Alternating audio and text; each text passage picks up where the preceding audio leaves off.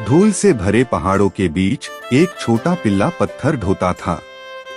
फटी हुई शर्ट, थकी हुई आंखें, पर दिल में एक सपना, एक दिन मैं उड़ूंगा। हर रोज सूरज की तपिश में वो मेहनत करता। लोग हंसते पर वो मुस्कुराता, क्योंकि उसे अपनी कीमत पता थी। एक दिन उसी जगह एक बच्चा आया, बोला, तू इतना मेहनती है, मेरे साथ चल, मैं तुझे पढ़ाऊंगा।